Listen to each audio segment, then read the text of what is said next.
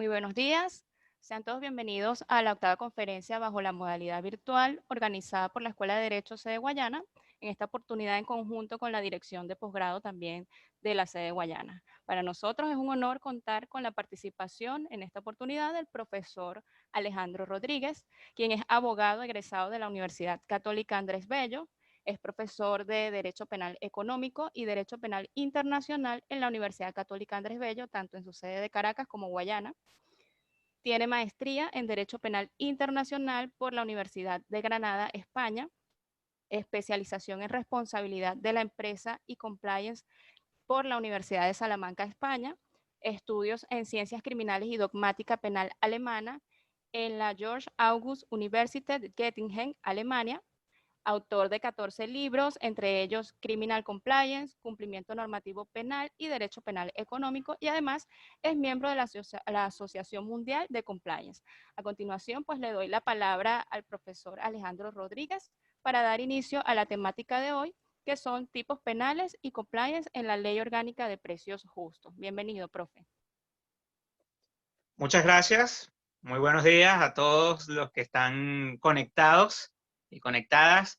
Muchísimas gracias a Morelvis por esa presentación.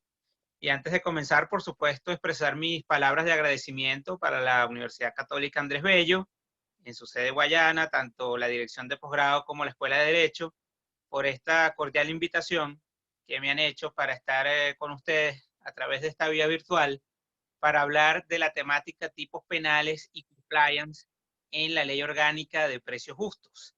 Es una temática que, por supuesto, se inserta dentro del contexto más amplio, general, del derecho penal económico o derecho penal empresarial, que indudablemente es una de las ramas, si se quiere, del derecho penal contemporáneo que más auge ha tenido en los últimos tiempos y sobre la cual se está trabajando más en la actualidad.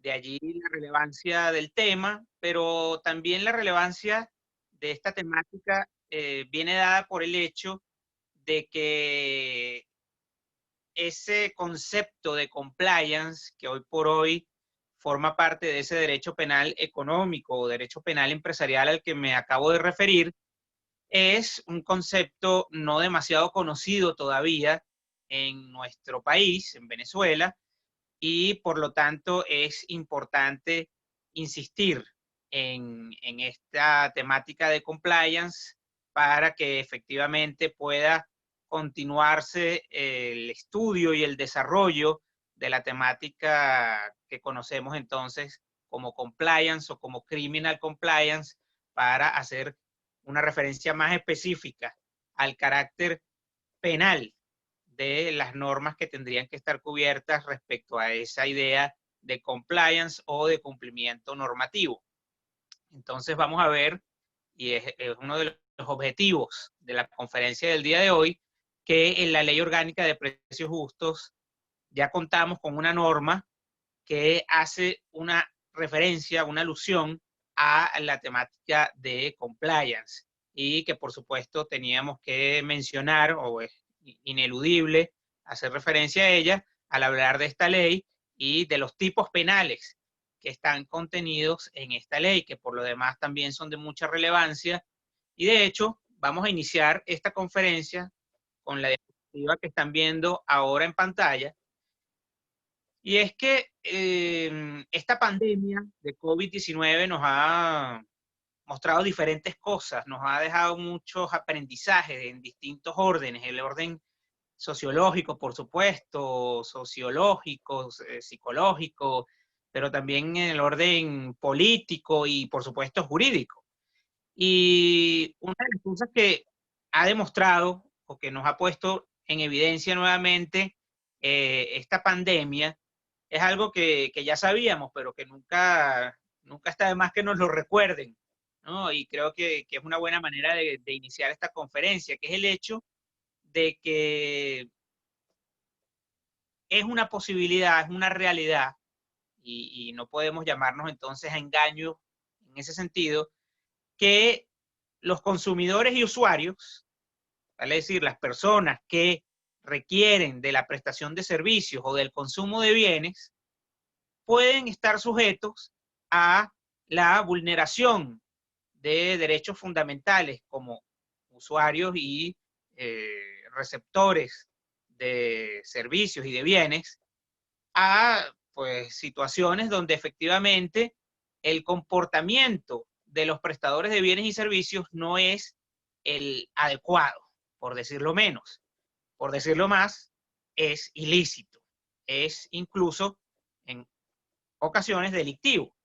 Entonces yo por eso quiero empezar esta conferencia mencionando, pues fíjense, 3 noticias, ¿no?, que podemos encontrarlas en los medios de comunicación social y que además ni siquiera son noticias de acá de Venezuela, que también las hay, pero para no enfrascarnos en nuestro propio contexto, porque eso a veces no nos permite ver bien las cosas, he querido mostrarles simplemente 3 noticias de 3 países distintos, además países muy particulares desde el punto de vista económico o de su sistema económico, ¿no?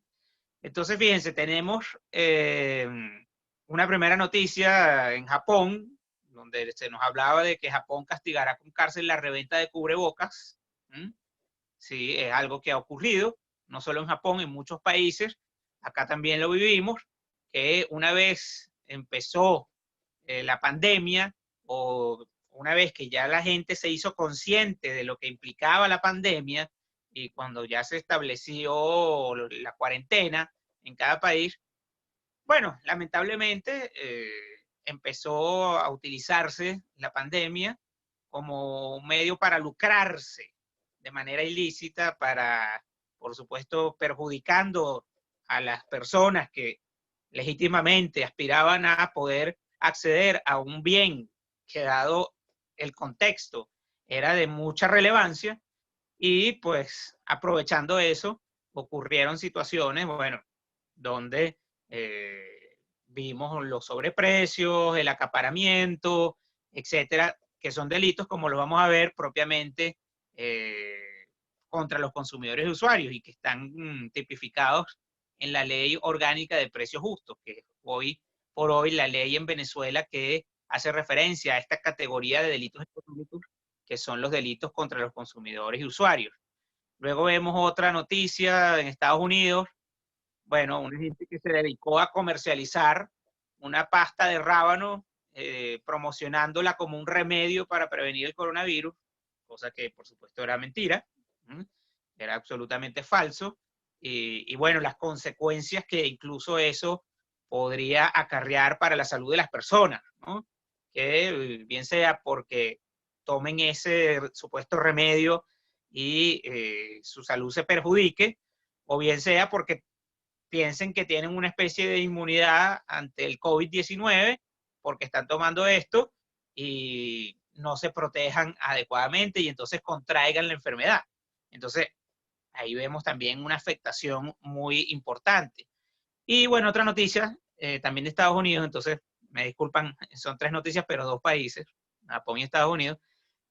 Es un empresario en Nueva York que acumuló nada más y nada menos que 200.000 mascarillas para la reventa de esas mascarillas. Entonces, nuevamente, el aprovecharse de una situación para de manera ilícita, de manera evidentemente contraria también, no solo a la ley, sino a la ética, y es algo que también mencionaré en la conferencia de hoy, eh, utilizan el contexto para perjudicar, sin duda alguna, a los consumidores y a los usuarios. Entonces, habiendo hecho mención de estas noticias que nos muestran una vez más que siempre está latente la posibilidad de que los consumidores usuarios se vean afectados y de una manera no deleznable o no de poca gravedad, podemos empezar diciendo que para hablar de los tipos penales y del compliance en la Ley Orgánica de Precios Justos hay que hacer una introducción necesaria. Yo les decía al comienzo que se inserta dentro del contexto amplio o dentro del género amplio del derecho penal económico, del derecho penal empresarial. Entonces sí, hay que hablar un poco de derecho penal económico para entender la lógica de los delitos que están tipificados en la Ley Orgánica de Precios Justos y la lógica del compliance. Entonces, efectivamente, el derecho penal económico hoy por hoy se define como una rama del derecho penal que se especifica o atiende de manera concreta a la temática de la delincuencia económica o de los delitos económicos.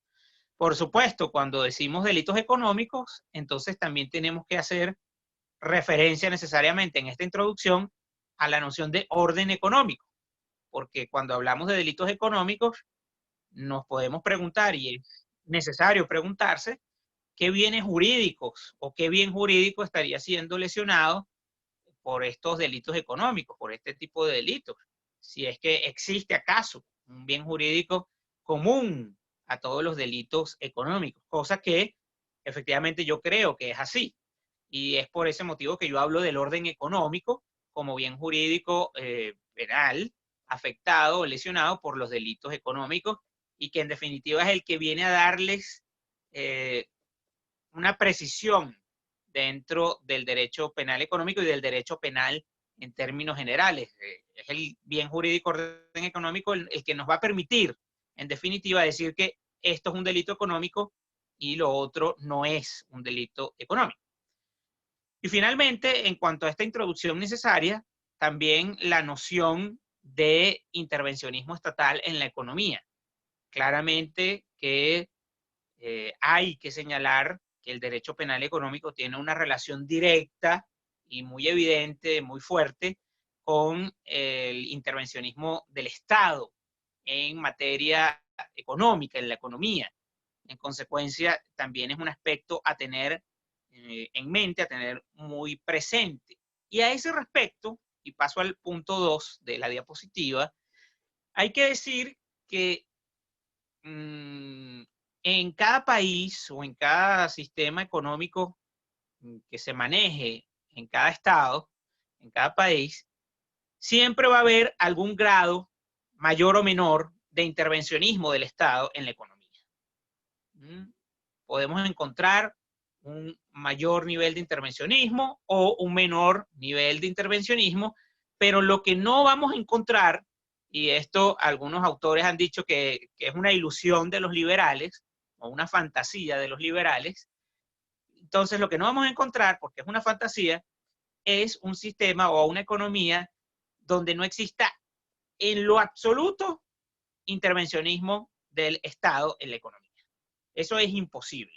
Y de hecho, fíjense que ex profeso he mencionado noticias referidas a dos países eminentemente liberales, eminentemente capitalistas, como son Estados Unidos, que casi podríamos definir como la meca del capitalismo, y por supuesto Japón, que también es un país eminentemente capitalista. Entonces, incluso en esos sistemas o en esas economías eminentemente capitalistas o liberales, existe algún grado ineludible, inevitable, de intervencionismo estatal en la economía. Y eso va a ser fundamental, ese intervencionismo o esa idea de la intervención del Estado en la economía, porque cuando hablamos de intervención, hablamos de regulación, de imponer ciertas normas que los actores económicos deben cumplir y que si no cumplen, si violan esas normas, entonces pueden estar incurriendo en conductas ilícitas que podrán estar sancionadas, bien sea administrativamente o bien sea incluso penalmente. Y por lo tanto, estamos hablando de delitos, ¿no? Como tal. Y para ser más específicos, estaríamos hablando de delitos económicos, ¿no? Y sabemos que estamos hablando de delitos económicos porque entonces son comportamientos, son conductas que afectan el bien jurídico, orden económico.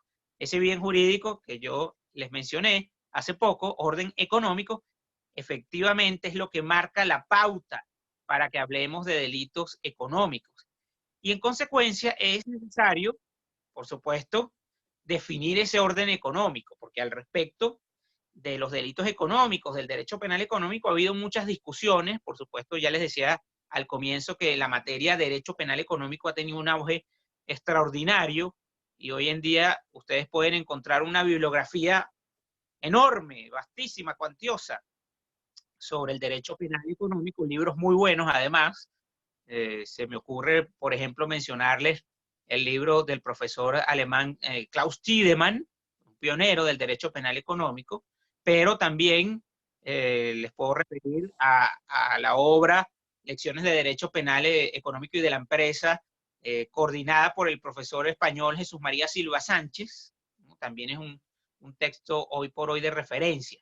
Pero hay muchos tratados, obras, libros, monografías en materia de derecho penal económico. Y por supuesto, el concepto o la noción de orden económico es una que ha estado en discusión, ¿no? En debate.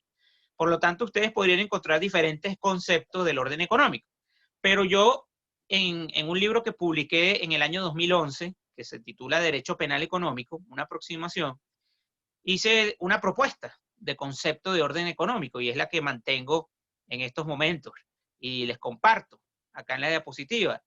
Y en consecuencia yo defino el orden económico como el sistema de controles y pautas para el cabal y debido desempeño y desenvolvimiento de quienes actúan como parte del sistema económico a objeto de asegurar su estabilidad y normal funcionamiento. Esto es para mantener el equilibrio de los procesos económicos. Esto, por supuesto, es un concepto largo, ¿verdad? Y lo he hecho a propósito de esta manera para tratar de incluir todos los aspectos que a mí me parecían importantes, pero en definitiva, si quisiéramos hacer una síntesis de ese concepto, pues el orden económico son las normas que se aplican a los actores involucrados en procesos económicos o a los actores económicos, ¿no? Por eso hablábamos del intervencionismo, porque es la regulación que hace el Estado de la economía, de los procesos económicos y por lo tanto de los actores que están involucrados en esa economía o en esos procesos económicos.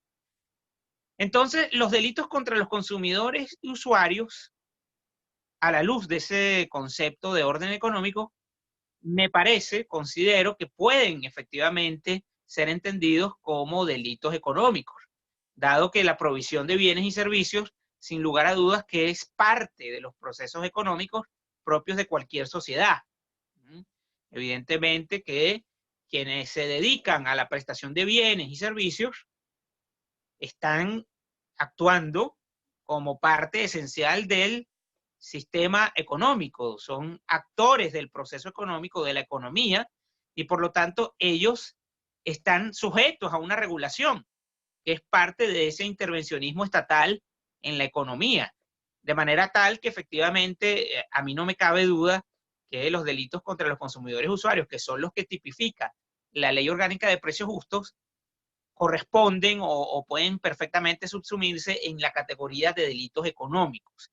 Mientras que hay otros delitos que algunos podrían calificar como delitos económicos que realmente, desde mi punto de vista, no son tales, ¿no? Al no vulnerar, al no afectar el bien jurídico, orden económico tal como yo lo defino, ¿no? Entonces hay que siempre partir de esa base, ¿no? Afectación del bien jurídico, orden económico, en consecuencia, delito económico. Y allí lo que se viene a demostrar, también es importante decirlo, una vez más, y esto es algo que el profesor alemán Klaus Roxin muy bien lo ha enfatizado, sobre todo en sus últimos escritos, los más recientes, la importancia que tiene y que deberá seguir teniendo la noción de bien jurídico en el derecho penal. Porque evidentemente ha habido voces, como por ejemplo la más emblemática, que es la del profesor de la Universidad de Bonn en Alemania, Gunther Jacobs, que le ha restado totalmente importancia al concepto de bien jurídico. Para Jacobs, el bien jurídico no es un concepto que deba ser parte de la materia penal y que tenga relevancia o deba tener relevancia para el derecho penal, y por lo tanto él descarta el concepto de bien jurídico y lo reemplaza con la idea de la vigencia de la norma, que es lo que para él sería lo fundamental y lo que la pena debe procurar en todo caso, estabilizar la norma, confirmar la vigencia de la norma, pero no la protección de bienes jurídicos. Por supuesto, yo no estoy de acuerdo con esa visión de Jacobs. Yo coincido con Roxin en que la noción de bien jurídico ha sido fundamental antes, es fundamental actualmente y deberá seguir siendo fundamental. Y una prueba de eso es justamente lo que acabamos de referir. ¿Cómo sabemos que estamos ante un delito económico?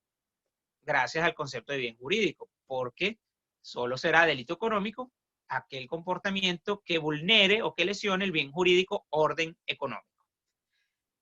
Entonces, continuando con la reflexión, por supuesto, hay que decir que hay un difícil pero necesario equilibrio en la tipificación y persecución de estos delitos contra los consumidores y usuarios. Y lo digo porque evidentemente sabemos que no solo acá en Venezuela, sino igualmente en cualquier país del mundo, eso no es algo ajeno a ningún país, se pueden cometer excesos o pueden ocurrir arbitrariedades tomando como justificación presunta el castigo o la persecución de estos delitos contra los consumidores y usuarios. Entonces, por eso hablo yo de un difícil pero necesario equilibrio, porque evidentemente,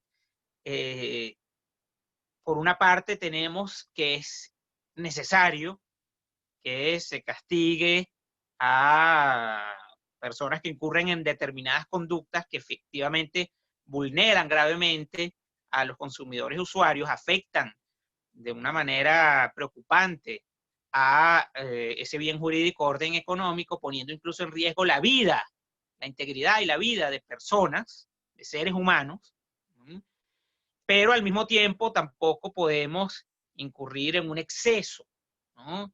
De, por ejemplo, establecer unas penas draconianas contra las personas, de llevar a cabo una persecución a toda costa y a todo costo de quienes incurren en cualquier tipo de conducta que de una u otra manera afecte a los consumidores y usuarios.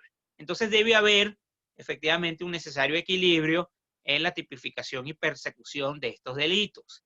Y ahí creo que nuevamente el concepto de bien jurídico puede ser de mucha utilidad, visto desde el punto de perspectiva de la idea o de la propuesta que en su momento desarrolló muy bien y creo que ha tenido una buena recepción en la doctrina, que desarrolló muy bien, entonces digo, el profesor ya fallecido y que en paz descanse porque ocurrió hace poco su fallecimiento, español Santiago Mir, en cuanto a la fragmentariedad y subsidiariedad que debe tener el derecho penal, ¿no?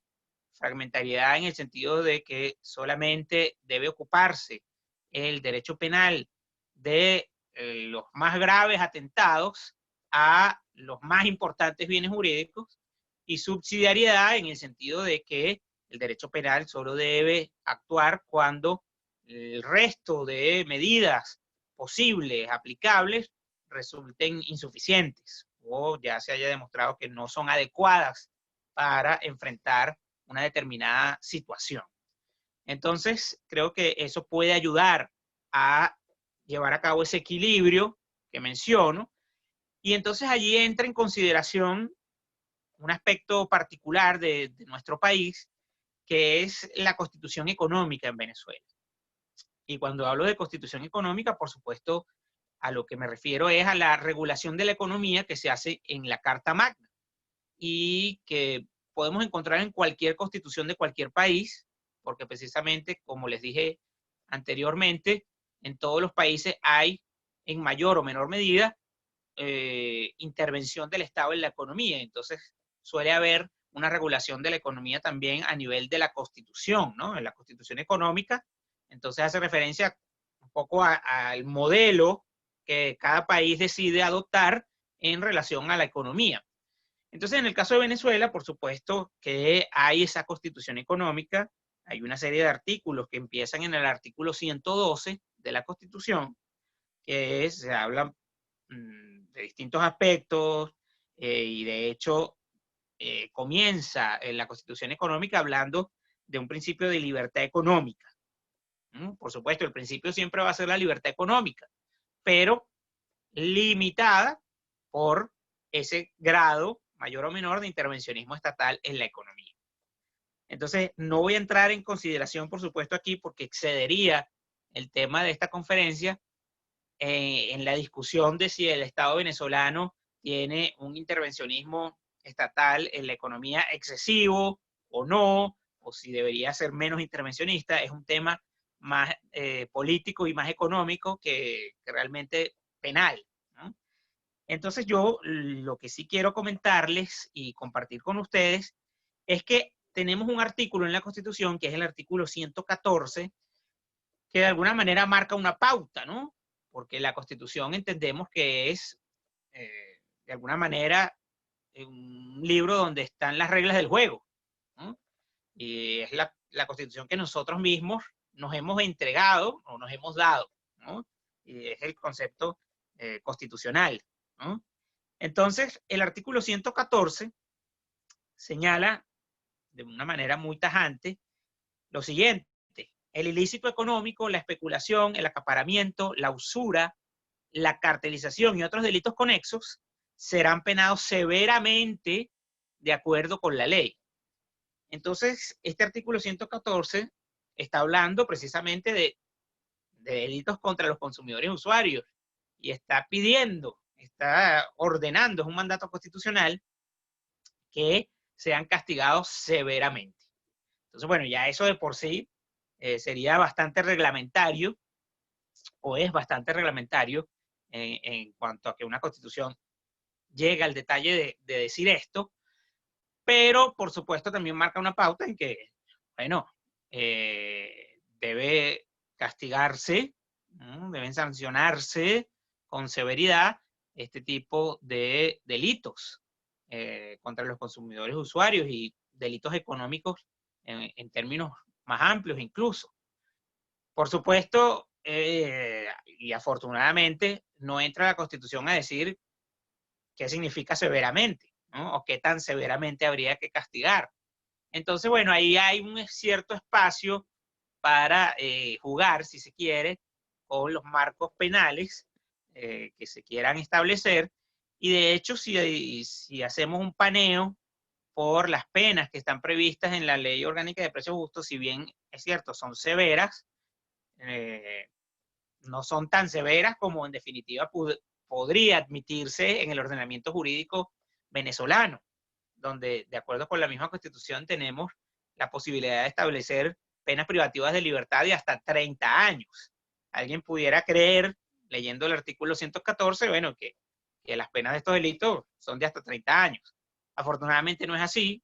Las penas rondan los 8 a 10 años, que repito, es muchísimo, muchísimo, pero que no es al menos tanto como pudo haber sido a la luz de ese concepto de severidad que está contenido, que está incluido en el artículo 114. En todo caso, recordemos también que, digamos, la gravedad de una pena no es algo que se pueda establecer matemáticamente. No hay unos límites específicos o no hay un concepto preciso de cuándo una pena es grave y cuándo no es grave. Para una persona, 5 años de cárcel puede ser algo gravísimo.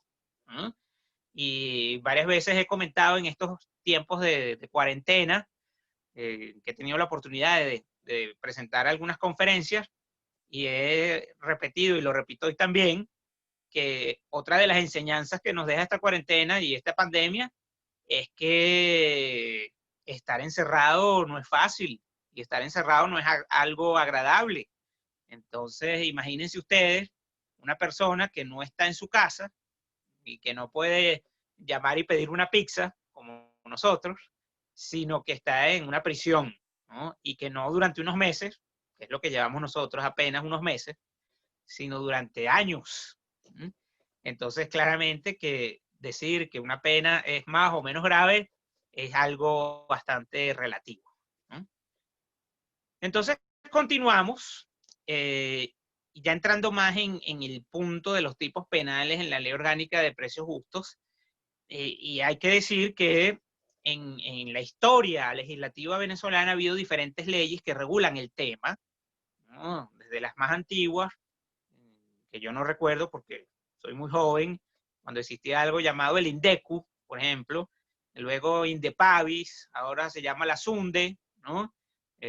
Diferentes órganos o instituciones del Estado ocupadas de la defensa de los derechos de los consumidores y usuarios, y cada una pues con su respectiva ley. Entonces ha habido diferentes leyes, ley de defensa de los consumidores y usuarios, ha habido varias versiones de la Ley Orgánica de Precios Justos, etcétera, ¿no? Y la más reciente y la vigente, que hay que tener cuidado porque a veces uno entra en Internet y si bien es cierto que Internet es muy útil y muy bueno porque podemos encontrar prácticamente cualquier cosa que necesitemos, también hay que tener precaución porque justamente por eso podemos encontrar cosas que no son las correctas, que no son las adecuadas. Y así pasa cuando uno busca Ley Orgánica de Precios Justos. Si uno hace ese ejercicio en Google, pueden aparecer distintos resultados y no necesariamente la ley que uno toca, que uno pulsa el enlace, necesariamente sea la vigente. Entonces, la vigente es la que está allí en sus pantallas, que es la del 12 de noviembre de 2015. Gaceta Oficial 40.787. Esa es la vigente. Ha habido, como digo, muchas versiones, ¿no? De hecho, esta Gaceta es una reimpresión de otra previa, de unos días antes, por error material. Entonces puede ser que ustedes encuentren la anterior y no es el texto vigente, porque el vigente es el de la reimpresión. Porque además aquí en Venezuela tenemos una particularidad y es que las reimpresiones por error material suelen traer o contener algunas cosas que no estaban en la ley previa y que de hecho poco tienen que ver con errores materiales, ¿no? Son verdaderas modificaciones. E incluso nuestra propia Constitución, como ustedes seguramente lo saben, ha sido víctima de eso y el texto que se aprobó no es exactamente el mismo que se reimprimió por error material de manera posterior. Pero eso es una cosa, bueno, anecdótica, ¿no? Pero para tener en cuenta. Luego entonces, en lo que respecta a la Ley Orgánica de Precios Justos, ¿no? Que es nuestra ley objeto de esta conferencia, pues tenemos que la ley efectivamente tipifica una serie de delitos contra los consumidores y los usuarios, pero también contiene esa Ley Orgánica de Precios Justos una serie, un catálogo de ilícitos administrativos, que no hay que dejar de lado, que no hay que perder de vista, porque también son conductas ilícitas, pero no solo por eso, sino porque están castigados esos ilícitos con multas cuantiosas, entre otras sanciones que se pueden aplicar a esos ilícitos. Incluso hablamos de cierre, de local, etcétera, ¿no? Una serie de consecuencias jurídicas bien importantes que no hay que, repito, perder de vista, porque son no tan graves como un delito, claro está, no tan graves como una sanción penal, pero tienen una gravedad considerable. Y que toda persona que sea proveedora de bienes y servicios debe tener en cuenta, ¿no? Debe estar muy atenta a la existencia no solo de los delitos, sino también de los ilícitos administrativos que están en esta ley orgánica de precios justos. Y cuando digo personas que se dedican a la prestación de bienes y servicios, fíjense que no especifiqué si me refiero a personas naturales o a personas jurídicas. Y lo he hecho de manera intencional porque en esta ley orgánica de precios justos tenemos un problema y es la inexistencia de una disposición o de una regulación que aborde de manera adecuada, sistemática, pertinente, el tema de la responsabilidad penal de las personas jurídicas, que es uno de los temas más discutidos en el ámbito del derecho penal económico y desde hace muchísimo tiempo, ¿no? Y que en nuestro país lamentablemente no se ha resuelto todavía desde el punto de vista del derecho vigente, del derecho positivo, porque no tenemos una regulación adecuada que de manera explícita, de manera indubitable, establezca realmente una responsabilidad penal de las personas jurídicas, a diferencia de otros países donde sí ya es más claro el panorama. En ese sentido, como por ejemplo el caso más emblemático del Código Penal español, que introdujo la responsabilidad penal de la persona jurídica en 2010 y que reforzó en el año 2015 con una reforma bien importante que además ahondó mucho en la temática de compliance, ¿no? Entonces, lamentablemente no es el caso en Venezuela y no es el caso de la Ley Orgánica de Precios Justos, porque aunque hace referencia a una responsabilidad de socios, administradores, representantes de personas jurídicas, no habla de una responsabilidad en sí de la propia persona jurídica. No hablo de personas naturales como las que mencioné. Socios, administradores, esos son personas naturales, no son personas jurídicas. Entonces lo que hace es atribuirle una responsabilidad a estas personas naturales, pero no tiene una regulación como debería haber tenido o como debería tener respecto a la responsabilidad penal de las personas jurídicas, que es algo que debe hacerse de manera bien pensada, no a la ligera, no copiando otras legislaciones, porque por supuesto no siempre va a tener un resultado correcto, adecuado, si se hace de esa forma. Entonces, dicho esto, y entrando ya en el tema de los delitos, de los tipos penales contenidos en la Ley Orgánica de Precios Justos, nos damos cuenta que hay un catálogo de 16 delitos, pero fíjense que uno de esos delitos hoy en día está derogado tácitamente. Así que podemos hablar realmente de 15 delitos tipificados en la Ley Orgánica de Precios Justos, no de 16. ¿Por qué? Porque había un delito que era el uso de tipo de cambio distinto al fijado, que ya fue tácitamente derogado, ¿no? Y ha sido tácitamente derogado porque al eliminarse, al suprimirse el sistema cambiario, pues evidentemente tanto la ley de ilícitos cambiarios como cualquier norma vinculada al sistema cambiario queda tácitamente derogada, ¿no? No hace falta una derogación expresa, no hace falta una ley que derogue expresamente porque existe la derogación tácita, ¿no? Y en este caso opera esa derogación tácita por una subsidiariedad a la que están atadas esta clase de normas, ¿no? Ya yo lo comenté, pueden buscarlo en la página de la Universidad Católica Andrés Bello, de la sede de Guayana, una entrevista que me hicieron el año pasado, donde yo precisamente estuve hablando del tema de los ilícitos cambiarios y del sistema cambiario. Y allí yo tuve la oportunidad precisamente de hacer referencia a esto, ¿no? A la derogación tácita de los ilícitos cambiarios. Hoy en día, bueno, más evidente que nunca, mucho más que el año pasado, ustedes pueden ir a cualquier sitio y comprar cualquier cosa con dólares, ¿no? Y de hecho la gasolina la pueden ahora también pagar en dólares. De manera que no hay ningún ilícito cambiario, no hay ningún problema en cuanto al uso de divisas y ya no hay una regulación de un tipo de cambio como tal, solo hay una referencia que da el Banco Central, pero que no es propiamente un tipo de cambio desde el punto de vista de un sistema cambiario que ya no existe, que ya ha sido eliminado o suprimido.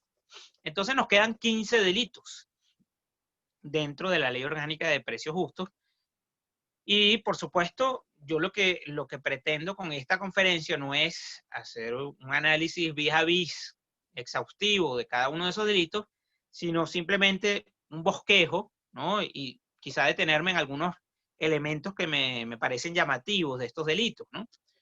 Entonces, bueno, empezando por el delito de expendio de alimentos o bienes vencidos o en mal estado, por supuesto es necesario que esté tipificado ese comportamiento eh, ilícito, perverso de prestadores de bienes y servicios que se dedican a vender, ¿no?, alimentos o bienes vencidos en mal estado. Y bueno, creo que es casi evidente que eso entraña un riesgo para la salud, la integridad y la vida de los consumidores y los usuarios. Entonces, por supuesto que es una conducta que tiene que estar tipificada, tiene que ser castigada como delito por la gravedad que implica esto. Además que ahí entramos nuevamente en el bien jurídico orden económico. ¿Por qué? Porque cualquier persona que se quiera dedicar a la venta de alimentos o bienes, bueno, pues debe cumplir con una serie de normas sanitarias, de permisos, de licencias, etcétera. ¿Para qué? Bueno, para evitar daños, afectaciones en la población, en los consumidores y usuarios finales, ¿no? Entonces, claramente que se está violando esa regulación que es inherente a ese actor económico, que es el prestador de un bien o de un servicio, en este caso, el que expende alimentos o bienes, ¿no? Luego tenemos el delito de la especulación, también, que de hecho se menciona en el artículo 114 de la Constitución, explícitamente, ¿no?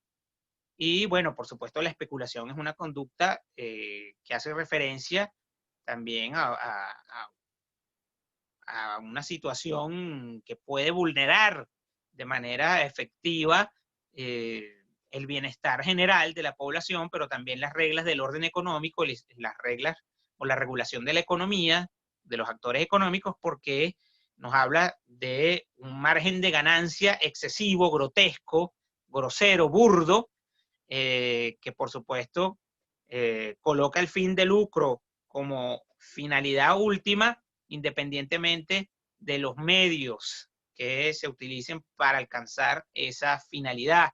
Y ahí es donde entramos en un problema, cuando un actor económico que legítimamente debe tener un fin de lucro, y es obvio que debe ser así, nadie hace nada de a gratis, ¿no? Pero ese fin de lucro debe tener cierto límite, ¿no? Sobre todo porque se trata de ciertos bienes y servicios que no son bienes o servicios superficiales o fútiles, o que no tenga que tener una mayor importancia, o que no sean necesarios para un enorme número de personas o para la población en general. No estamos hablando de un Picasso, de un cuadro de Picasso, no estamos hablando de un autógrafo de Mickey Mantle, ¿no? O de Roberto Clemente, no estamos hablando de eso. Por supuesto que un autógrafo de Roberto Clemente o un cuadro de Picasso, bueno, no tiene un precio. El precio es el que paguen quienes quieran tener ese autógrafo de Roberto Clemente o ese cuadro de Picasso. Entonces, evidentemente que ahí no podríamos hablar de una especulación. Pero si estamos hablando de leche, harina, huevos, pollo, es distinto, ¿no? Porque estamos hablando de bienes que son necesarios para la población, para el colectivo. Un Picasso no es necesario para el colectivo. A mí me encantaría tener un Picasso aquí en el cuarto y ponerlo detrás en vez de los libros, ¿no? Tener ahí exhibido el cuadro de Picasso, pero no es necesario. Si no lo tengo, no pasa nada, ¿no? Pero si no puedo comer hoy, bueno, obviamente sí pasa, ¿no? Voy a tener un problema de salud, eventualmente voy a verme afectado en mi integridad y hasta posiblemente en mi vida. Entonces, claro, la especulación es algo que debe ser castigado igualmente, ¿no? Por eso está en el catálogo de estos delitos. Y mencionarles también respecto a la especulación que el artículo que tipifica la especulación habla de algunos indicios de especulación. Me parece interesante, porque obviamente cuando hablamos de indicios, estamos hablando de elementos de convicción que el juez penal puede tener ante sí para confirmar efectivamente la existencia de un delito. Por supuesto, no es una prueba, es un indicio, o sea, no es una prueba que permita aisladamente la condena, pero es un indicio. Contribuye a formar un cúmulo probatorio. Entonces, los indicios, entre los indicios, habla de cuando se aprovechen estos proveedores de bienes, que se aprovechen de situaciones donde ciertos productos son más demandados por la población. Caso de coronavirus, tal cual es el caso de los tapabocas, de las mascarillas. Ocurre la pandemia, se decreta la cuarentena, la gente está ávida, tiene una demanda importante de las mascarillas, y entonces alguien se aprovecha de esa demanda para especular, ¿no? Las noticias que vimos de Estados Unidos y de Japón, ¿no? Bueno, Otro delito, la importación o comercialización de bienes nocivos para la salud, por supuesto, muy en línea con el primer delito de esta lista, también, ¿no? Y que podríamos conectar con la otra de las noticias, que era la de la venta de esta pasta de rábano como remedio para el coronavirus. No sabemos, bueno, si eso tenía efectos nocivos en la salud de la gente que la consumía, esa pasta de rábano. Entonces, por supuesto, la comercialización de esos bienes nocivos para la salud tiene que castigarse, ¿no? Y otra vez, está violando las debidas normas sanitarias, licencias, permisos que debe tener un proveedor de este tipo de bienes. Y es regulación, entonces, económica que se está violando. Luego tenemos el delito de alteración de la oferta y la demanda, que allí claramente se ve también esa afectación del orden económico, porque por supuesto, entre otras cosas, se regula la economía para que precisamente esa economía no esté perturbada, no esté desequilibrada, y si se altera la oferta y la demanda a través de diferentes estrategias o mecanismos a esos fines, por supuesto hay un perjuicio, hay una afectación de la economía. Entonces no es una conducta admisible y por lo tanto también se ha incluido como un delito contra los consumidores y usuarios en esta ley orgánica de precios justos. Por otra parte tenemos el acaparamiento, también, ahí está esa noticia del empresario de Nueva York que acaparó 200.000 mascarillas. No las iba a usar él, por supuesto, las 200.000 mascarillas. Entonces es un delito igualmente que debe ser sancionado porque se está privando a las personas de bienes que son necesarios, no que son bienes suntuosos, que son bienes como el Picasso, no, sino que son bienes necesarios. Y luego tenemos también el delito de boicot. Y ahí hago una pausa en el delito de boicot porque hago la pregunta, o me hago la pregunta, de si ese delito de boicot realmente puede considerarse un delito económico. Y yo creo que no. Que sería el único delito de esta ley orgánica de precios justos que desde mi punto de vista no se puede realmente definir como un delito económico, porque desde mi punto de vista no afecta el orden económico.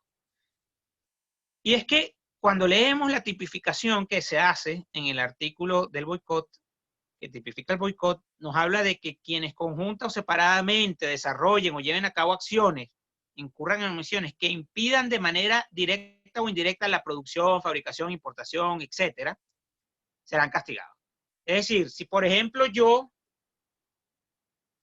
me voy a una planta procesadora de alimentos y procedo a instalar explosivos en esa planta procesadora de alimentos y hago que exploten y destruyo esa planta procesadora de alimentos, yo estoy efectivamente impidiendo la producción, ¿no?, de un bien, en ese caso incluso alimentos.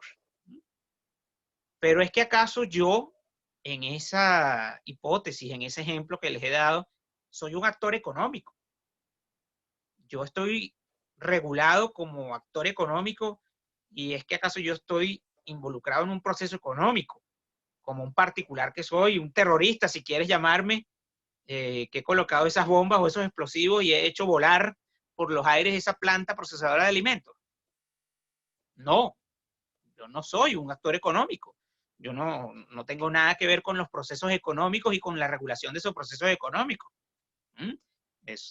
Seré un terrorista posiblemente, ¿no? Y además tenemos en Venezuela una ley orgánica contra la delincuencia organizada y financiamiento al terrorismo que seguramente permitiría que me llamen terrorista, que me califiquen como terrorista, pero no soy un actor económico. Eso no es un delito económico. Yo no participo de los procesos económicos de la economía del país.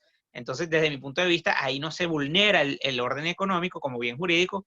Para mí no es un delito económico. Es un delito conexo, un delito que se puede vincular con la economía o que puede tener efectos en la economía. Sí, claro, efectos en la economía puede tener, pero eso no es lo que marca que un delito sea económico o no sea económico, porque entonces cualquier delito, prácticamente cualquier delito, de una u otra manera podría tener un impacto en la economía y ser considerado delito económico. Si, por ejemplo, se comete un homicidio en la persona de un trabajador de la construcción, del área de la construcción, bueno, eso tiene un efecto económico.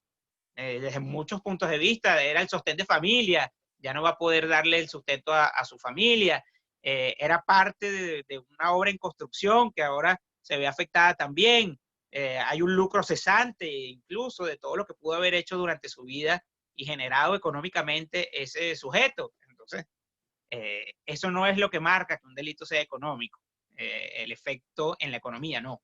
Lo que marca que un delito económico, y es mi tesis, es que vulnere el orden económico como bien jurídico penal, el orden económico. Hace poco, aprovecho y les comento, porque lo pueden ubicar en internet fácilmente y de manera gratuita, la revista Criminalia, una muy buena revista de México, me publicó un artículo que se refiere precisamente al orden económico. Se llama El orden económico como bien jurídico penal. Entonces, está publicado en la revista de México Criminalia. Ahí lo pueden encontrar.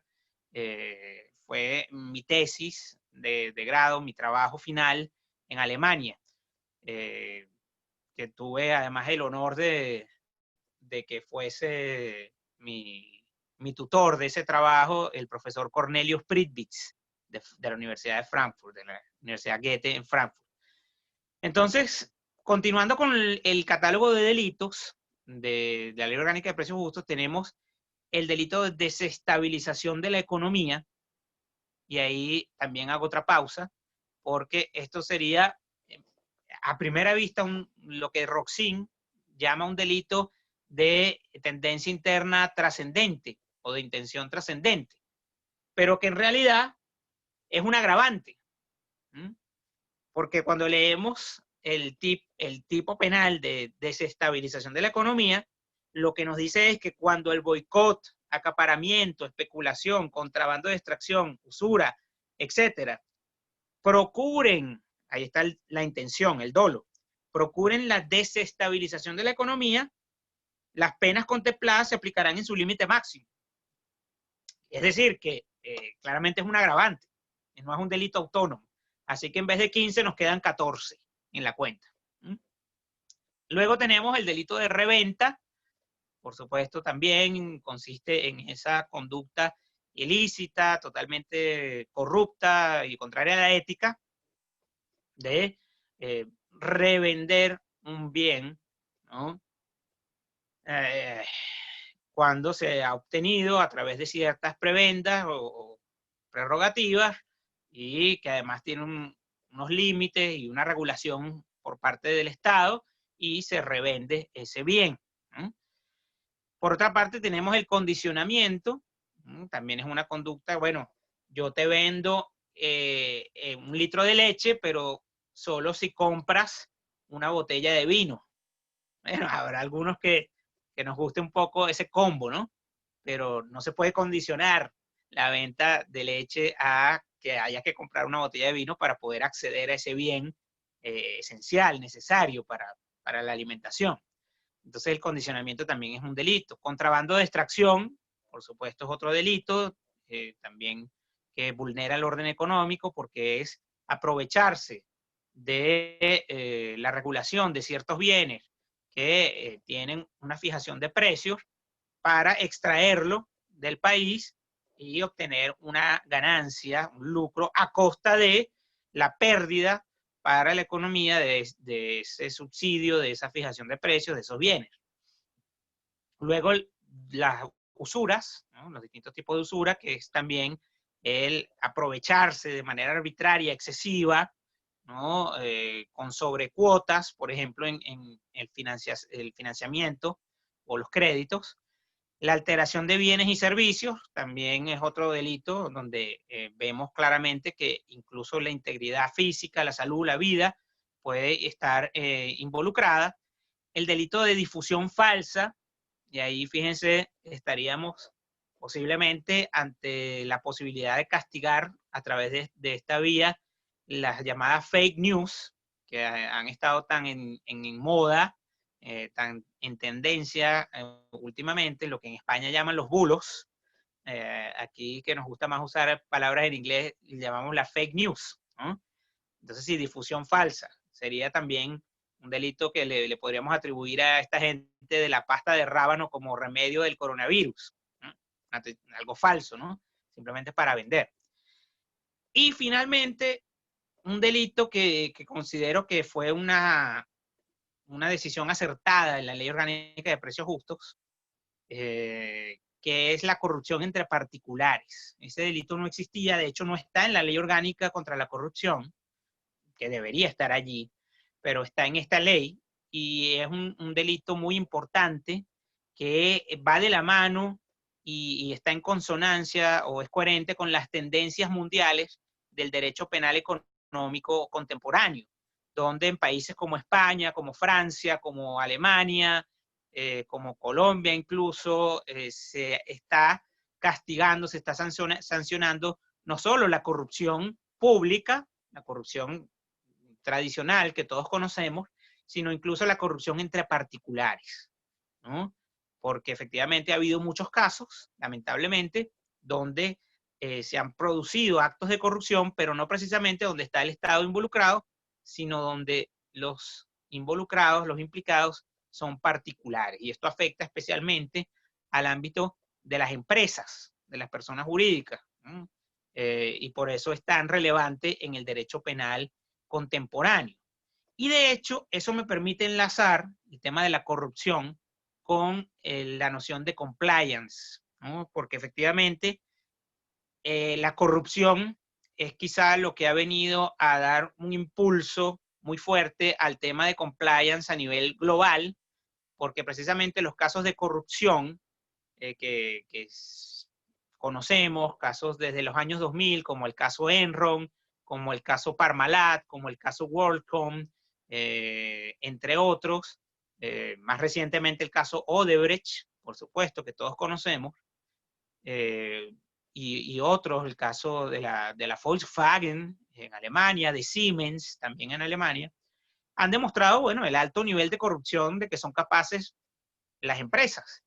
Entonces, hay que tratar de limitar, de poner barreras a esto, y uno de los mecanismos que se ha estado trabajando y que luce como hasta cierto punto interesante, no voy a decir que infalible o adecuado, pero sí interesante, porque todavía está en desarrollo, es muy reciente, es el compliance, precisamente la idea de compliance, de cumplimiento normativo. Y para hablar de compliance, pues podemos definir compliance, y es una definición que yo he propuesto en un libro que publiqué el año pasado, que se llama Criminal Compliance, cumplimiento normativo penal y derecho penal económico. Y la definición que yo propongo en ese libro es la de entender el compliance como el cumplimiento normativo, el cumplimiento de normas que una empresa u organización y quienes la integran deben observar en el marco de su actividad a los fines de reducir el riesgo de que se cometan hechos ilícitos en o a través de ella. Entonces, hay una serie de medidas de compliance que es conveniente y necesario implementar precisamente para evitar que dentro del seno de la empresa o de la organización ocurran ese tipo de conductas delictivas, ¿no? No solo la corrupción, sino también otro tipo de conductas delictivas, como puede ser justamente esa venta de un producto falso, de una cura falsa al coronavirus, ¿no?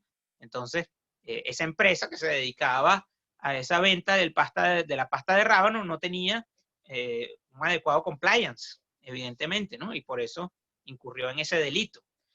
Esto, por supuesto, en Venezuela encuentra reflejo incluso a nivel muy amplio, muy genérico, en el Código Civil y en el Código de Comercio, porque existe un principio fundamental que es el principio del objeto lícito. Yo como empresa, como persona jurídica, no me puedo dedicar a actos delictivos, porque mi objeto como sociedad, como empresa, como compañía, debe ser lícito mi objeto. Y de hecho en mis estatutos comerciales debe expresarse un objeto lícito. Yo no puedo poner en los estatutos de la empresa, nos vamos a dedicar a corromper funcionarios para obtener contratos con el Estado, ¿no? Entonces, el principio es el objeto lícito. Claro, esto es solo un principio. En la realidad, una empresa que quiera dedicarse a cometer delitos no lo va a decir, claramente, pero lo va a hacer y eso va a ponerse en evidencia porque ya vemos que la historia reciente nos demuestra que estos casos se dan a conocer tarde o temprano, ¿no? Y pueden traer consecuencias muy graves. Pensemos en Enron, donde no solo la empresa quebró, sino que el director de la empresa terminó suicidándose ante el juicio penal que se le estaba llevando a cabo y que podía terminar en una condena, si no a muerte, por lo menos a perpetuidad. Entonces este señor terminó suicidándose, ¿no? Bueno, entonces, más allá de ese principio de objeto lícito que hay que tener en cuenta, porque sí, yo como empresa, como organización, debo cumplir, ¿no? Ese es el objeto lícito, debo dar un adecuado compliance, ¿no?, a las normas que me son aplicables. Pero es interesante señalar que además de algunas otras normas de las que se puede deducir, no de manera expresa, pero sí de forma implícita, la exigencia de compliance en Venezuela, porque claramente no tenemos una regulación como tal que pueda compararse, por ejemplo, a la regulación que hoy en día existe, una vez más, en España, donde sí hay todo un conjunto de artículos y de normas que se refieren al compliance y regulan de una manera más o menos adecuada, no entro en el debate, pero regulan el compliance. Aquí en Venezuela no tenemos eso.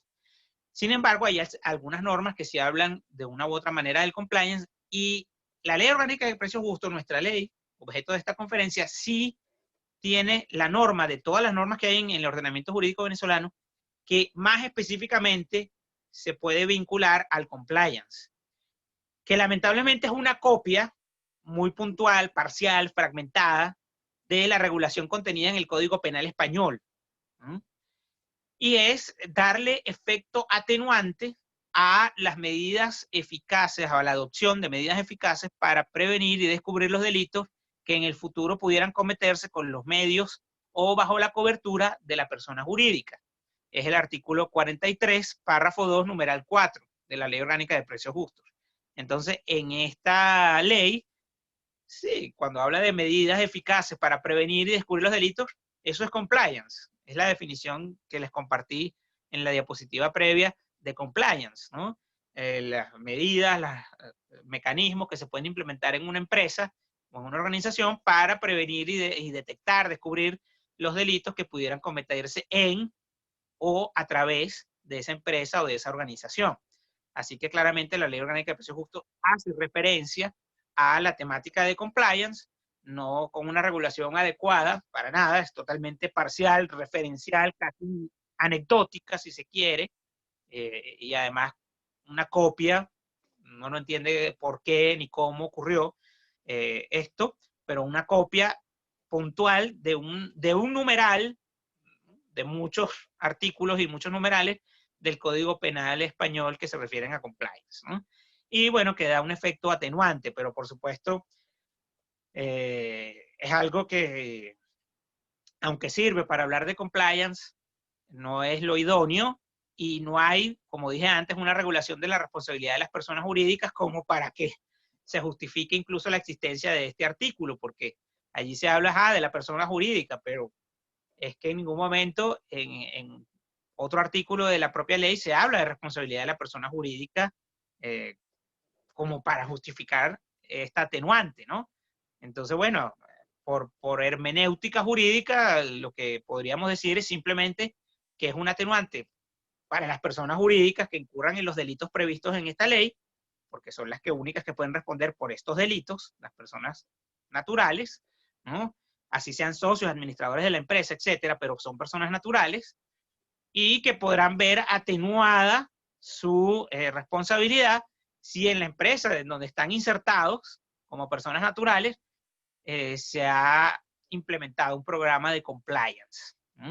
Entonces, esa es la interpretación que podría darse a este peculiar artículo o ni siquiera artículo, un peculiar numeral dentro de un párrafo, dentro de un artículo de la Ley Orgánica de Precios Justos. Sin embargo, eso permite también hacer referencia a que en Venezuela, y sobre todo desde el sector empresarial, es importante que se tenga en cuenta el compliance, no solamente porque está en la Ley Orgánica de Precios Justos de una manera que no es idónea, ya dijimos, pero está, ¿no?, presente el compliance allí, sino porque aunque no estuviera allí, hay ventajas indudables en lo que respecta a la implementación de programas de compliance o de cumplimiento normativo en toda empresa y toda organización. Y de hecho, cada vez más empresas y organizaciones están implementando programas de compliance.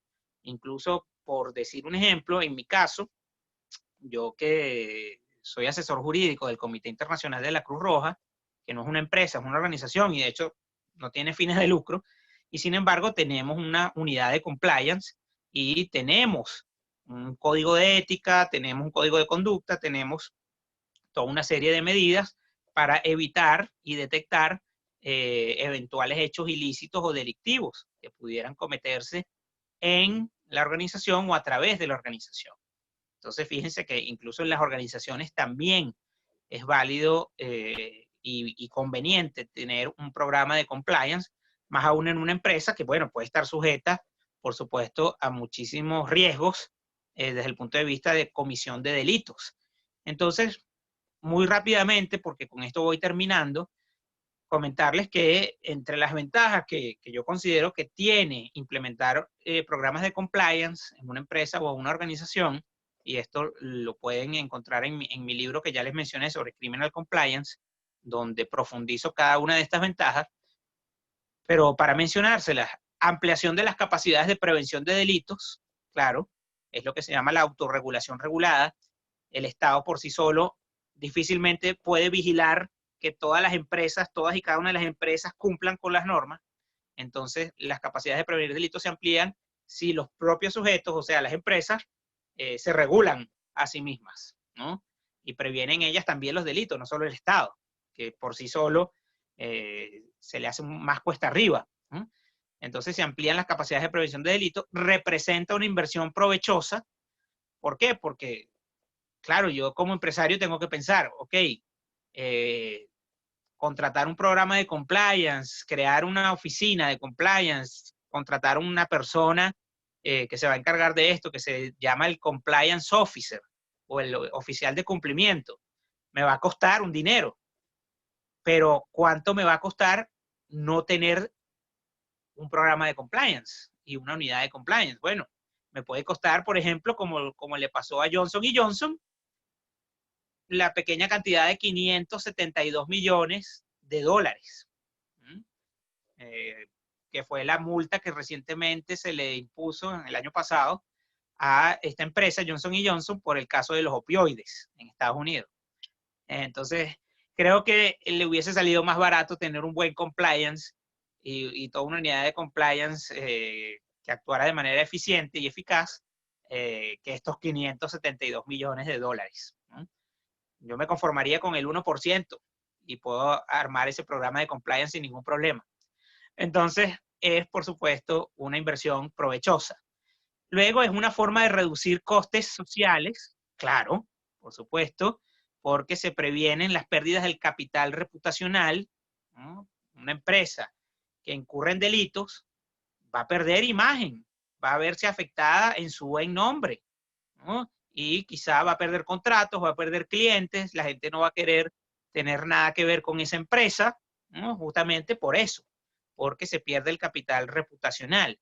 En cambio, si se tiene un programa de compliance, se evita que se cometan delitos y por lo tanto la imagen como de empresa honesta, de empresa que cumple la ley, se puede mantener.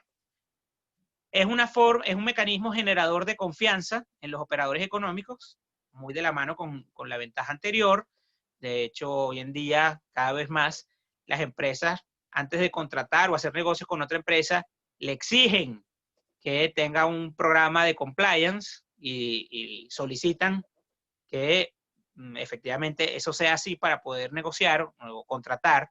Entonces, cada vez más esto se está imponiendo casi como un requisito básico en materia comercial. Luego es una herramienta adecuada de rendición de cuentas, claro, porque siempre la empresa va a tener que rendir cuentas, va a tener que presentar qué ha hecho, qué no ha hecho y por qué. Y si se tiene un programa de compliance, eso va a facilitar mucho esa rendición de cuentas. ¿Permite salvaguardar bienes jurídicos? Claro, porque en la medida en que se previenen delitos, pues se previenen afectaciones de bienes jurídicos. Entonces se salvaguardan esos bienes jurídicos y finalmente es una forma de atraer talentos hacia la empresa, porque claro, en la medida en que una empresa tiene una buena imagen, tiene un buen nombre, cuenta con un compliance adecuado, se hace más interesante para una persona que quiera trabajar en un buen sitio que le garantice que, digamos, va a poder tener una continuidad en el tiempo en ese trabajo y no se va a ver afectado porque sea una empresa corrupta, porque sea una empresa delincuente, ¿no? Sino que es una empresa honesta, transparente, que cumple con la ley.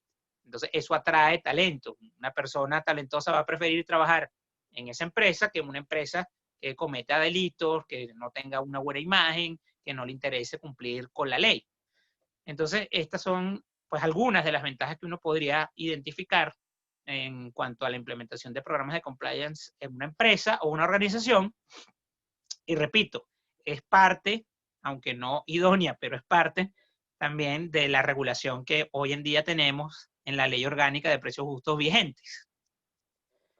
Y finalizo esta conferencia nuevamente agradeciéndoles, quedando a la orden para las preguntas que tengan a bien hacer, y con una frase de un manual de ética empresarial que me parece que va muy acorde a lo que hemos hablado el día de hoy y a lo que son los delitos de la Ley Orgánica de Precios Justos y al compliance, que nos dice lo siguiente: es entendido y aceptado en todo el mundo que una empresa de negocios es un miembro de su comunidad. Procurar ganancias y progreso económico no es una licencia para ignorar las normas de la comunidad, los valores y los estándares de respeto, integridad y calidad. Así que, nuevamente, muchísimas gracias y estoy a la orden por aquí para las preguntas.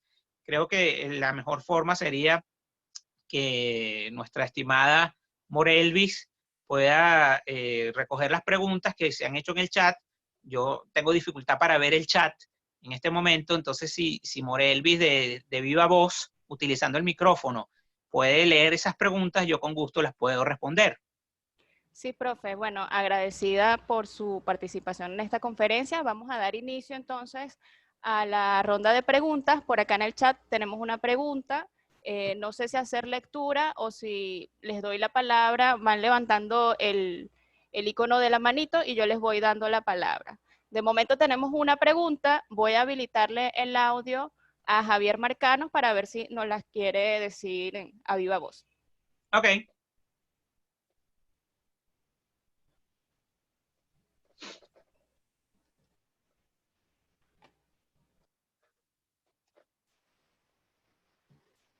Buenos días.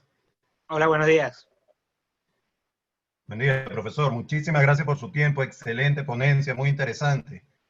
Quería Gracias. hacerle una pregunta puntual, profesor, sobre el uso de la figura de las normas penales en blanco en la Ley Orgánica de Precios Justos. Hay varias normas por allí, especulación, acaparamiento, reventa, donde uno ve esa norma penal inicialmente planteada en la Ley Orgánica de Precios Justos con una referencia a una norma sublegal, normalmente técnica, que fija cuáles serán los bienes de primera necesidad o cuáles serán los precios que el Estado considera para esos bienes.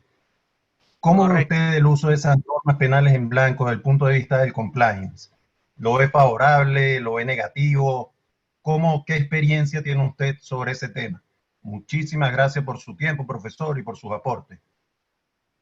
Bueno, Javier, muchísimas gracias. Gracias a ti por esa pregunta tan interesante, tan buena. Es un tema que de hecho yo quería incluir en la conferencia, pero se me iba a hacer demasiado larga, entonces no lo incluí como tal en las diapositivas, pero sí lo estuve maquinando, pensando. Y fíjate que la doctrina penal mayoritaria, dominante, y me afilio, coincido con esa doctrina mayoritaria en derecho penal, cuando se refiere a las normas penales en blanco, señala que solamente esas normas penales en blanco pueden ser aceptadas o pueden admitirse y pasar el filtro del principio de legalidad cuando efectivamente el núcleo del tipo penal, o sea, de la descripción que hace el tipo penal de la conducta, está efectivamente contenido en la norma de rango legal, en la ley como tal, en el tipo penal como tal. En consecuencia, si el núcleo de la conducta está previsto allí y se complementa, se completa con lo que en su momento tiene que disponer una norma en paralelo, que puede ser también legal o puede ser incluso sublegal, pues no habría una afectación del principio de legalidad. Yo considero que efectivamente esa posición es correcta y me parece que en el caso de la Ley Orgánica de Precios Justos es el caso, ¿no? Estamos ante una ley que sí recurre a esta técnica, es una técnica legislativa que entonces a mí me parece válida, me parece que es necesaria en materias como esta, pero también en materias como por ejemplo la Ley Penal del Ambiente, que son materias muy técnicas, donde la ley por sí sola no podría describir en todos sus detalles, en todos sus perfiles, la conducta delictiva, sino que tiene que ineludiblemente limitarse a describir el núcleo de esa conducta y complementar entonces con otras normas los detalles ya más técnicos, que son técnicos, y que además también tiene una relevancia adicional, que es la de que se puede modificar de una manera mucho más fácil y más rápida que una ley. Por supuesto, es mucho más fácil yo modificar una resolución, por ejemplo, para incluir una determinada sustancia entre la lista de sustancias tóxicas para el medio ambiente, que tener que modificar la ley penal del ambiente para incluir una nueva sustancia que la ciencia determinó ahora que es tóxica, ¿no? Entonces creo que las leyes penales en blanco son adecuadas. Entonces en la Ley Orgánica de Precios Justos me parece también que es adecuado el uso de esta técnica legislativa, porque por supuesto la ley por sí sola no podría entrar a definir cuáles son los bienes respecto de los cuales se va a fijar un precio o cuál es el precio de cada uno de los bienes que están regulados, etcétera, etcétera, ¿no? Entonces por eso se deja el complemento a otras normas que son las que van a entrar en el detalle de si se va a considerar una mascarilla como un bien de primera necesidad, un bien esencial regulado o no, porque eso también va a ser algo muy variable en el tiempo. Durante la pandemia, claro, eso va a ser necesario, pero ya después, de pronto no se puede considerar como un bien regulado o esencial una mascarilla, como de hecho no lo era el año pasado, por ejemplo, ¿no? Alguien podía vender una mascarilla en $100 y nadie le iba a comprar y el gobierno no le iba a interesar en lo absoluto que esa persona vendiera una mascarilla en $100, pero eso es el año pasado, hoy en día es muy distinto, ¿no? En este contexto de la pandemia. Entonces las normas sublegales son las que tienen que encargarse de esos detalles más técnicos. Y en el caso del compliance, además, por supuesto que el compliance es un ámbito donde justamente se trabaja mucho con normas que no son ni siquiera legales. De hecho, en materia de compliance trabajamos con normas que son de lo que se denomina el soft law o el derecho suave, ¿no? El derecho indicativo, que es el término correcto. Soft law es una traducción literal. Derecho suave sería traducción literal, pero derecho indicativo. ¿Indicativo por qué? Porque es simplemente un conjunto de normas que establecen o dan ciertas pautas, ciertas recomendaciones, como pueden ser las normas ISO, las normas de calidad ISO. Aquí llamábamos las normas Covenin, pero las normas ISO que vienen de la International Standardization Organization, la Organización Internacional de Estandarización. Entonces, esas normas ISO son muy importantes, por ejemplo, en materia de compliance. Y tenemos unas normas ISO que se refieren específicamente al compliance. Por lo tanto, para el compliance no es algo raro o extraño trabajar con normas penales en blanco o con normas sublegales o incluso con normas que no son de derecho, de hard law, de derecho positivo, sino que son normas de ética, normas de buen gobierno corporativo, normas de soft law. Así que, bueno, espero haber respondido tu pregunta con esto. Gracias, profe. Le damos la palabra a Jorge Núñez, que tiene 2 preguntas por aquí por el chat. Vale. Buenas tardes, Alejandro. ¿Cómo estás? Hola, ¿qué Felicitaciones tal? por tu maravillosa exposición, clara y precisa como siempre, impecable. Sí, Alejandro, tengo unas preguntas, porque es un tema sumamente complejo y a la vez novedoso en Venezuela, el tema del criminal compliance.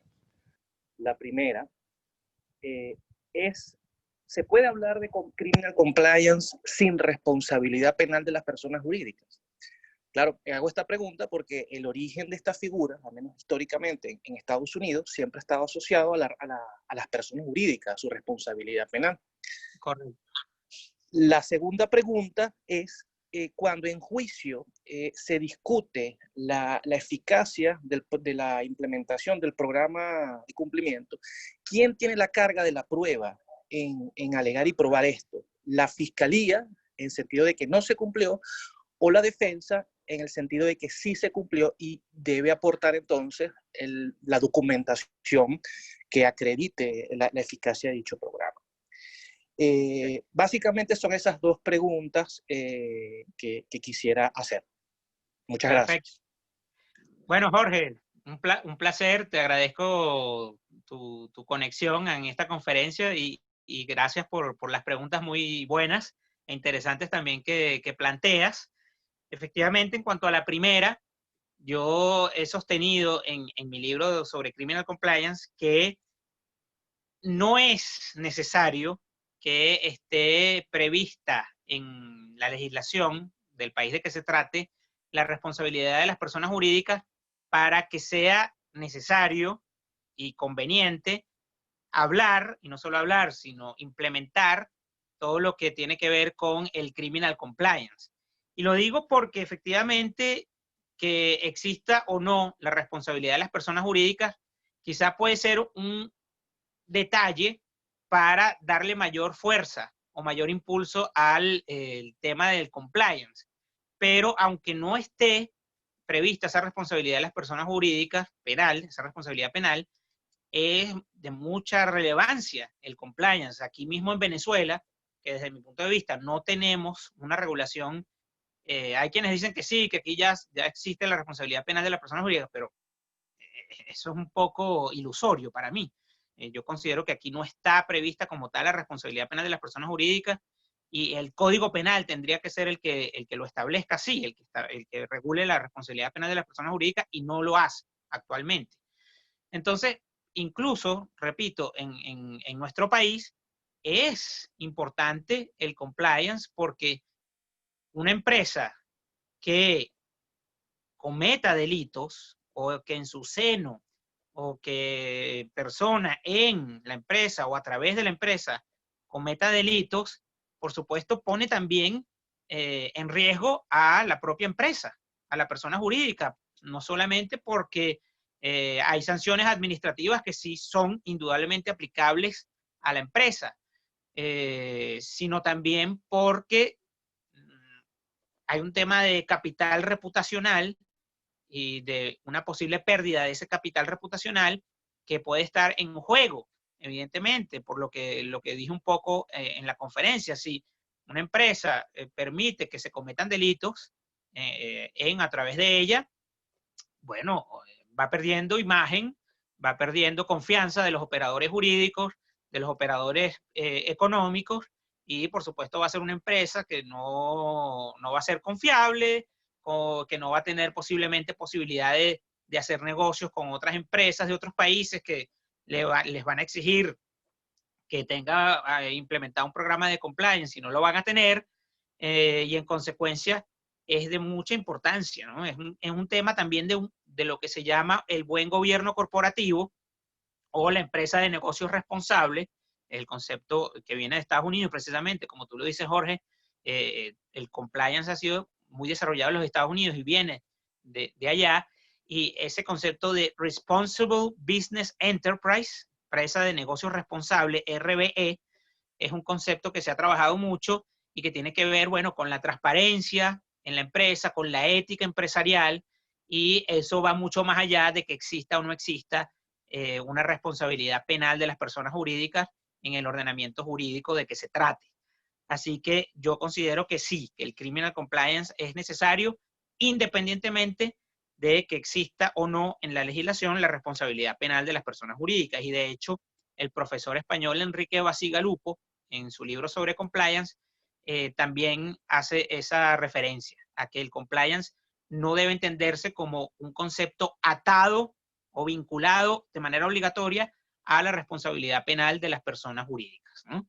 Está asociado, claro, puede tener mayor fuerza, y así se ha demostrado en el caso español, pero no es vinculante. No es necesario que exista la responsabilidad de las personas jurídicas para que exista el compliance. Y en cuanto a la segunda pregunta, el tema de la carga probatoria también es muy interesante, se ha discutido por la doctrina más reciente. De hecho, este mismo año 2020 se publicó en España un libro que les recomiendo mucho, que se llama Derecho Penal Económico y Teoría del Delito. Lo publicó la editorial Tirán-Lo Blanche, libro como de 600 páginas, con contribuciones de varios autores. Y la profesora Laura Zúñiga Rodríguez, de la Universidad de Salamanca, tiene una contribución en ese libro, y dice algo con lo que yo coincido, y es que la carga probatoria inevitablemente siempre debe recaer en la empresa, en la persona jurídica. En primer término, porque es la persona jurídica la que va a tener que alegar que tiene implementado un programa de compliance para poder tratar de beneficiarse de eso, pues en el caso de la Ley Orgánica de Precios Justos como atenuante, aunque no para la empresa, pero para los responsables de la empresa. O en el caso español, para la empresa, porque puede ser atenuante, o incluso porque en el Código Penal español también existe la posibilidad de la eximente, ¿no? Entonces, si la empresa quiere obtener esa atenuante o esa eximente, pues debe alegar que tiene implementado, y quien alega prueba, ¿no? Entonces, tiene la carga probatoria, y además de eso, la segunda razón es porque no habría otra manera de probar la existencia de un programa de compliance a lo interno de una empresa, porque precisamente la información con la que cuenta la empresa es una con la que no puede contar nadie más, o difícilmente va a poder contar alguien más, porque la empresa a lo interno es la que maneja toda la información, y esa información suele estar disponible solamente o solo más fácilmente para la empresa. Entonces, para alguien desde afuera es muy difícil tener esa información. Es parte de la propia empresa, de la propia idea de empresa o de persona jurídica que tenga resguardada y que tenga hacia lo interno esa información, por lo menos en su totalidad, porque ya dije, hay rendición de cuentas, hay necesidad